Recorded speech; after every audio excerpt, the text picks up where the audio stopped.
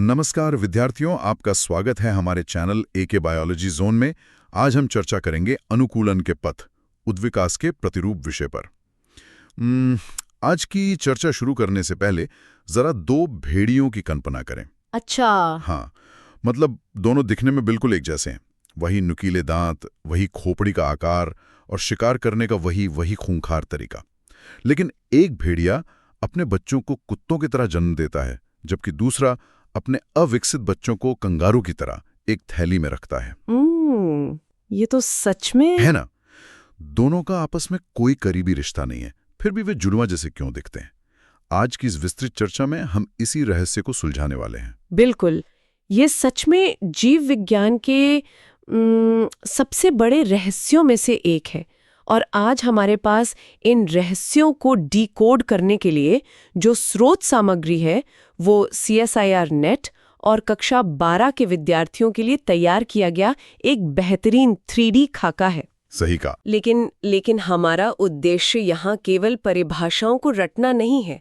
मतलब उद्विकास या एवोल्यूशन कोई ऐतिहासिक घटना नहीं है जो करोड़ों साल पहले खत्म हो गई। हाँ, ये तो लगातार चल रहा है। एकदम सही।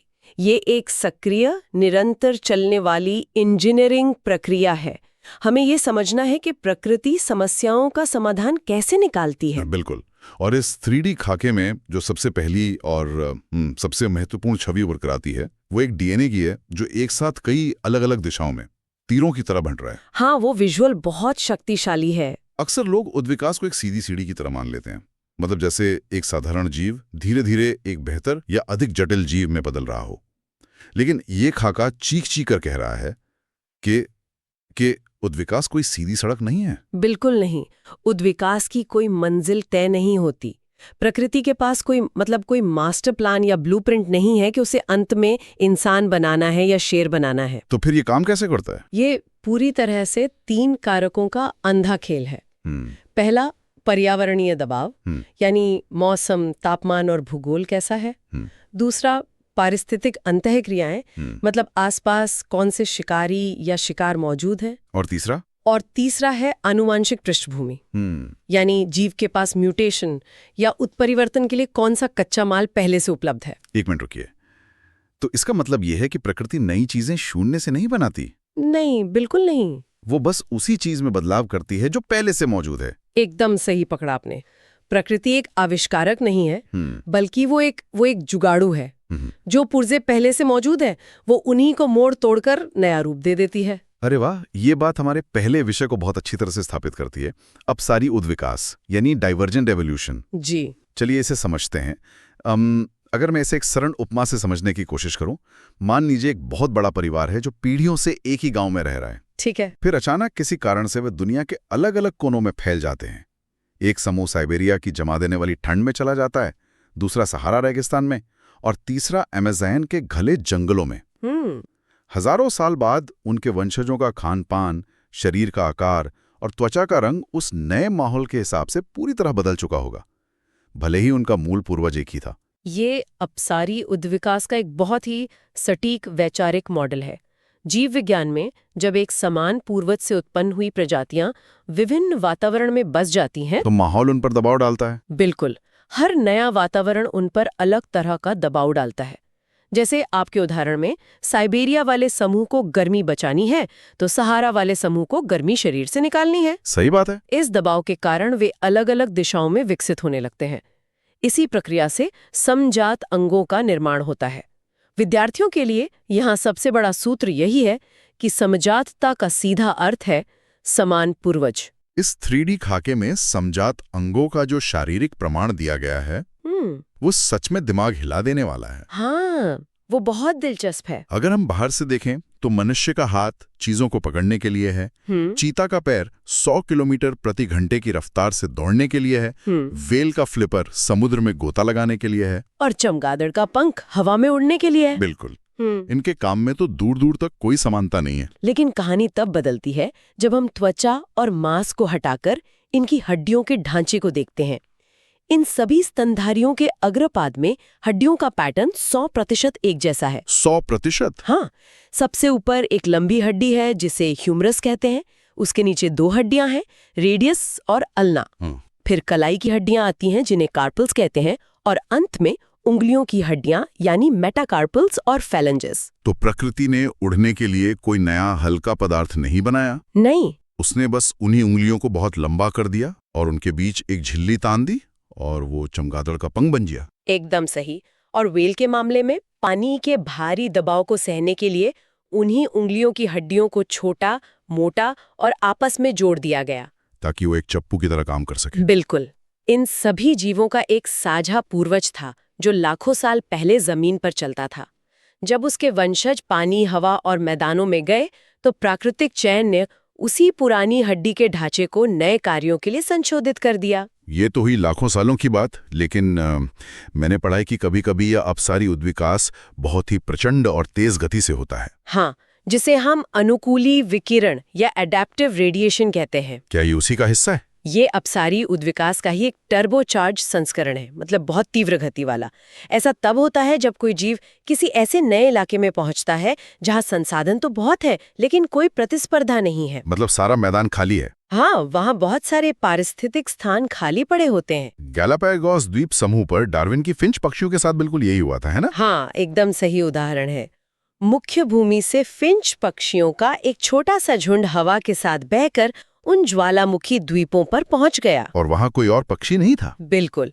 अब चूंकि पूरे द्वीप पर भोजन अलग अलग प्रकार का था, तो एक ही झुंड से तेजी से कई प्रजातियां बन गई। मतलब उनकी चोंच बदल गई? हाँ, जिन पक्षियों को पेड़ की छाल के अंदर से कीड़े निकालने थे, पीढ़ी दर पीढ़ी उनकी चोंच लंबी और नुकीली होती गई। प्रोबिंग के लिए। सही। और जिन्हें कैक्टस के कठोर बीज तोड़ने थे, उनकी चोंच एक सरौते की तरह मोटे और बेहद मजबूत हो गई, क्रशिंग के लिए। ये तो एक स्पष्ट लॉजिकल प्रगति है। मतलब एक पूर्वज और पर्यावरण की मांग के अनुसार कई अलग अलग समाधान। बिल्कुल। लेकिन अगर हम इस लॉजिक को पलट दें, मान लीजिए पर्यावरण की समस्या एक ही है, जैसे हवा में उड़ना या पानी की कमी से बचना, अगर एक ही समाधान तक पहुंच सकती है? क्या विकास के अलग अलग रास्ते एक ही मंजिल पर खत्म हो सकते हैं? ये एक शानदार नजरिया है और जीव विज्ञान में इसे ही अभिसारी उद्विकास यानी कन्वर्जेंट इवोल्यूशन कहते हैं। तो ऐसा होता है? हाँ, बिल्कुल ऐसा होता है। जब दो पूरी तरह से असंबद्ध वंशावली वाले जीव एक समान पर्यावरण में रहते हैं तो वे एक जैसी भौतिक चुनौतियों का सामना करते हैं। प्रकृति भौतिकी और रसायन विज्ञान के सख्त नियमों से बंधी हुई है। उन समान समस्याओं को सुलझाने के लिए अलग अलग जीव अक्सर एक जैसे शारीरिक लक्षण विकसित कर लेते हैं। इन्हें हम समरूप अंग या एनालॉगस स्ट्रक्चर्स कहते हैं। मुझे इसमें पक्षी और कीट के पंखों का उदाहरण बहुत पसंद है। हाँ, वो बहुत ही क्लासिक उदाहरण है। विकासवादी पेड़ पर एक पक्षी और एक मधुमक्खी के बीच करोड़ों सालों का फासला है। पक्षी के पंख हड्डियों, मांस और केराटिन से बने पंखों से बने। दूसरी ओर कीट के पंख में कोई हड्डी नहीं होती। वे काइटिन की पतली झिल्लियों से बने होते हैं जिनमें हीमोलिम्फ दौड़ता है। इनकी आंतरिक संरचना में 0% समानता है। 0%? लेकिन यहाँ जो बात आकर्षक है वो ये है कि उनका कार्य 100% समान है, उड़ना। वायुगतिकी का नियम? बिल्कुल। वायुगतिकी का नियम कहता है कि अगर आपको हवा को चीरते हुए ऊपर उठना है तो आपको एक खास चपटे और घुमावदार आकार की आवश्यकता होगी, जिसे एयरफॉइल शेप कहते हैं। हाँ, गुरुत्वाकर्षण किसी के साथ भेदभाव नहीं करता, चाहे वो पक्षी हो या कीट। इसलिए प्राकृतिक चयन ने दोनों को बिल्कुल अलग अलग आनुवंशिक कच्चे माल का उपयोग करके एक ही वायुगतिकीय आकार तक पहुंचा दिया। ये कार्य में समानता का चरम बिंदु है। एकदम सही। ये तो जानवरों की बात हुई, लेकिन वनस्पति जगत में जो उदाहरण हमारे इस 3D खाके में है वो किसी चमत्कार से कम नहीं लगता। आप कैक्टस और यूफोर्बिया की बात कर रहे हैं? हाँ, कैक्टस और यूफोर्बिया। अगर कोई सामान्य व्यक्ति इन दोनों पौधों को एक साथ रख दे तो वो कहेगा कि ये एक ही परिवार के हैं। बिल्कुल। दोनों का तना हरा और मांसल है, पत्तियां कांटों में बदल गई हैं और वे दिखने में एकदम एक जैसे लगते हैं। लेकिन वे विकासवादी पेड़ की बिल्कुल विपरीत शाखाओं से आते हैं। कैक्टस मुख्य रूप से अमेरिका के रेगिस्तानों में विकसित हुए, जैसे मोजावे या सोनोरा में। अच्छा। जबकि यूफोर्बिया अफ्रीका के भयानक रेगिस्तानों में विकसित हुए। उनका कोई साझा हालिया पूर्वज नहीं है। तो वे इतने समान कैसे हो गए? क्योंकि दोनों को एक ही निर्दयी हत्यारे का सामना करना था, पानी की कमी और चिलचिलाती धूप। रेगिस्तान की गर्मी। हाँ, अगर उनके पास सामान्य चौड़ी पत्तियां होती तो वाष्पोत्सर्जन के जरिए सारा पानी उड़ जाता और वे मर जाते। तो उन्होंने क्या किया? इसलिए दोनों वंशावलियों ने स्वतंत्र रूप से एक ही रणनीति अपनाई। पत्तियों को कांटों में बदल दो ताकि पानी ना उड़े और शाकाहारी जानवर उन्हें खा ना सकें। और तने को एक हरे स्पंजी पानी के टैंक में बदल दिया जो प्रकाश संश्लेषण भी कर सके। पर्यावरण ने उन दोनों को एक ही सांचे में ढाल दिया। ये एक बहुत ही शक्तिशाली अवधारणा है। श्रोताओं के दिमाग में कोई भ्रम न रहे, इसलिए चलिए इन दोनों की शारीरिक रचना का एक त्वरित मुकाबला करते हैं। The anatomy showdown. बेहतरीन विचार है, चलिए करते हैं। तो पहला समजात अंग। इनका उद्गम और आंतरिक संरचना बिल्कुल समान होती हैं। ये एक ही पूर्वज से आते हैं। लेकिन समरूप अंग, इनका उद्गम और आंतरिक संरचना पूरी तरह से भिन्न होती है। इनका कोई साझा पूर्वज उस अंग के लिए जिम्मेदार नहीं होता। समजात अंगों का कार्य आमतौर पर एक दूसरे से बिल्कुल अलग होता है, जैसे तैरना और उड़ना। ये अपसारी उद्विकास का सबूत है। जबकि समरूप अंगों का कार्य पूरी तरह से एक समान होता है, जैसे दोनों का उड़ना। ये अभिसारी उद्विकास का सबूत है। अगर इसे एक लाइन में कहें तो समजात अंग एक ही टूल बॉक्स के उन उपकरणों की तरह हैं जिन्हें अब अलग अलग कामों के लिए मोड़ा जा रहा है। और समरूप अंग अलग अलग टूल बॉक्स से निकले वो उपकरण हैं जो भौतिकी की मजबूरी के कारण एक ही काम कर रहे हैं। बहुत खूब। इस तुलना ने दोनों के बीच के अंतर को शीशे की तरह साफ कर दिया है। लेकिन यहाँ एक पेंच है। हमने देखा कि जो संबंधित हैं वे अलग हो जाते हैं, अपसारी। हाँ। और जो असंबद्ध हैं वे एक जैसे हो जाते हैं, अभिसारी।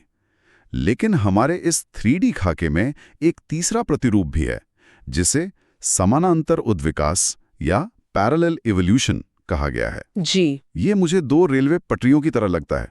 वे एक साथ चलती हैं, हर मोड़ पर एक जैसा व्यवहार करती हैं, लेकिन कभी एक दूसरे को काटती नहीं हैं। ये उद्विकास के सबसे बारीक और दिलचस्प प्रतिरूपों में से एक है। समानांतर उद्विकास में हमारे पास ऐसी प्रजातियां होती हैं जो एक ही नहीं है, लेकिन वे निकट संबंधित होती हैं। मतलब क्लोजली रिलेटेड। हाँ, उनका विकासवादी इतिहास काफी पहले अलग हो चुका होता है, लेकिन चूंकि वे मूल रूप से एक ही व्यापक परिवार से हैं, उनकी आनुवांशिक पृष्ठभूमि काफी हद तक समान होती है। अच्छा। जब ये प्रजातियां अलग-अलग महाद्वीपों पर एक जैसे पर्यावरणीय दबावों का सामना करती है, तो वे एक ही आनुवांशिक किट का उपयोग करके बिल्कुल समान लक्षण विकसित करती हैं। इस अवधारणा को समझने के लिए हमारे परिचयात्मक हुक पर वापस चलते हैं।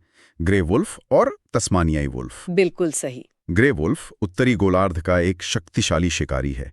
ये एक जरायुज स्तनधारी है, यानी प्लेसेंटल मैमल, जिसका मतलब है कि इसके बच्चे मां के गर्भ में प्लेसेंटा के माध्यम से पोषण पाते हैं और पूरी तरह विकसित होकर जन्म लेते हैं। और दूसरी तरफ तस्मानियाई वुल्फ था, जो अब विलुप्त हो चुका है। ये ऑस्ट्रेलिया और तस्मानिया में पाया जाता था। ये एक मार्सूपियल था। इसके बच्चे मटर के दाने जितने छोटे और अविकसित पैदा होते थे और फिर मां की थैली में रेंगते जाते थे, जहां वे महीनों तक विकसित होते थे। प्लेसेंटल और मार्सूपियल स्तनधारियों का विकासवादी अलगाव लगभग 16 करोड़ साल पहले हो गया था। ये एक बहुत बड़ी खाई है। बहुत बड़ी। फिर भी अगर हम तस्मानियाई वुल्फ के कंकाल को देखें तो इसकी खोपड़ी, इसके जबड़े का आकार, इसके दांत और इसके दौड़ने का तरीका ग्रे वुल्फ से इतना ज्यादा मिलता जुलता क्यों है? ये अभिसारी उद्विकास से अलग कैसे है? ये एक बहुत ही तार्किक सवाल है। ये अभिसारी से इसलिए अलग है क्योंकि पक्षी और कीट के विपरीत ग्रे वुल्फ और तस्मानियाई वुल्फ दोनों स्तनधारी थे। मतलब मैमल्स थे। हाँ, उनके पास काम करने के लिए समान प्रकार का स्तनधारी कंकाल और समान प्रकार के जीन मौजूद थे। समझ गया। दोनों ही अपने अपने पारिस्थितिक तंत्र में शीर्ष शिकारी थे, जिन्हें तेजी से भागने वाले शिकार को पकड़ना था। एक ही काम, एक ही आनुवंशिक कच्चा माल, इसलिए विकास की रेखाएं एक दूसरे के समानांतर चली। उन्होंने स्वतंत्र रूप से एक ही डिजाइन को चुना। बिल्कुल, क्योंकि वो डिजाइन उस आनुवंशिक ढांचे के लिए सबसे अधिक कुशल था। ये सच में अद्भुत है। अब प्रकृति की इंजीनियरिंग अचूक है। अब यहाँ चीजें वास्तव में एक अलग स्तर पर चली जाती हैं, मतलब सच में बहुत दिलचस्प हो जाती हैं। अच्छा। अब तक हम बात कर रहे थे कि जीव हवा, पानी या तापमान जैसे निर्जीव पर्यावरण के प्रति कैसे प्रतिक्रिया करते हैं, लेकिन क्या होता है जब पर्यावरण स्वयं एक अन्य जीवित प्राणी हो जो लगातार बदल रहा है? सह उद्विकास। हाँ, इस खाके का अगला खंड सह उद्विकास या को-एवोल्यूशन के बारे में है। इसे देखते ही मुझे एक इन्फिनिटी लूप याद आता है। ये एक बहुत ही उपयुक्त छवि है। सह उद्विकास वास्तव में एक कभी ना खत्म होने वाला लूप है।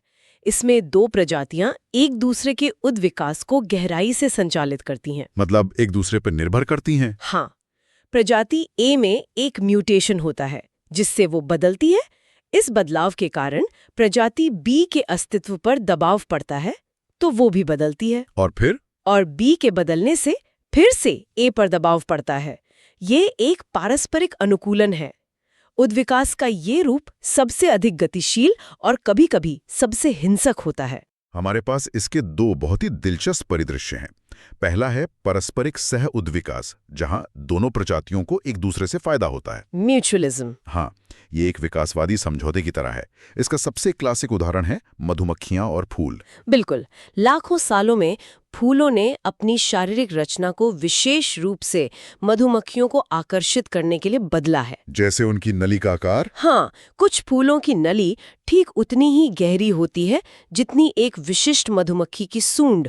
फूल पराबैंगनी रंग के पैटर्न विकसित करते हैं जो इंसान नहीं देख सकते, लेकिन मधुमक्खियों के लिए वे एक रनवे लाइट की तरह काम करते हैं। एकदम सही। और बदले में मधुमक्खी भी चुप नहीं बैठी। उसके शरीर पर मौजूद रोएं बिल्कुल उसी तरह विकसित हुए हैं कि वो अधिकतम पराग को फंसा सकें, और उसके पैरों में पराग की थैलियां बन गई हैं।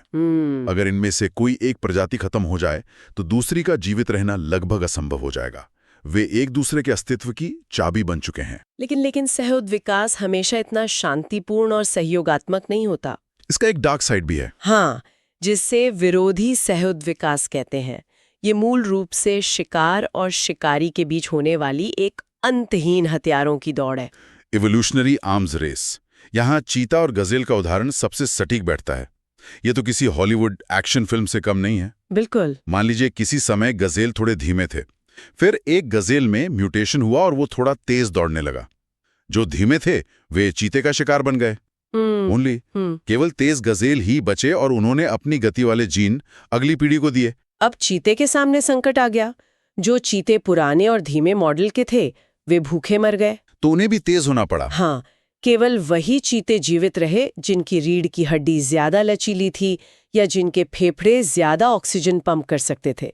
तो चीतों की अगली पीढ़ी और तेज हो गई। और उस तेज चीते से बचने के लिए गजेल को अपनी गति और चपलता को और भी ज्यादा बढ़ाना पड़ा। जीव विज्ञान में इसे रेड क्वीन परिकल्पना कहा जाता है। रेड क्वीन, वो एलिस इन वंडरलैंड वाली? हाँ, उस कहानी में एक रेड क्वीन होती है जो एलिस से कहती है, यहाँ तुम्हें उसी जगह पर बने रहने के लिए अपनी पूरी ताकत से दौड़ना पड़ता है। अरे वाह, क्या बात है। उद्विकास में भी यही होता है। चीता और गजेल दोनों लाखों सालों से अपनी गति बढ़ा रहे हैं, लेकिन कोई भी जीत नहीं रहा है। शिकारी की सफलता की दर लगभग वैसी ही है जैसी हजारों साल पहले थी। मतलब वे बस अपनी जगह पे टिके रहने के लिए दौड़ रहे हैं। बिल्कुल, वे बस विलुप्त होने से बचने के लिए लगातार अपना अपग्रेड कर रहे हैं। और इसका एक शारीरिक मूल्य भी होता है। गति बढ़ाने के चक्कर में चीते की हड्डियां हल्की हो गईं, जिससे वो इतना कमजोर हो गया कि एक लकड़बग्घा भी उसे डराकर उसका शिकार छीन सकता है। उद्विकास में हमेशा एक ट्रेड ऑफ होता है। एकदम सही बात है। तो हमने इस 3D खाके के माध्यम से उद्विकास के इतने सारे प्रतिरूप देखे। हमने समझात अंगों से लेकर रेड क्वीन तक की यात्रा की। जी। लेकिन परीक्षा कक्ष में बैठे एक CSIR नेट के विद्यार्थी के लिए इस भारी भरकम जानकारी को समेटना एक चुनौती हो सकती है। तो इस सब का क्या मतलब है? इस जानकारी को हम याद कैसे रखें? इस खाके के अंत में जो मास्टर मैट्रिक्स और त्वरित संशोधन सूत्र दिए गए हैं, वे सचमुच एक लाइफ सेवर हैं। ये एक विकासावधि चीट शीट है। तो चलिए इसे डिकोड करते हैं। इसे हम 4 मुख्य स्तंभों में बांट सकते हैं। पहला स्तंभ है अपसारी। इसे ऐसे याद रखें, जब उत्पत्ति समान हो, यानी एक ही पूर्वज, लेकिन पर्यावरण के दबाव के कारण कार्य भिन्न हो जाएं।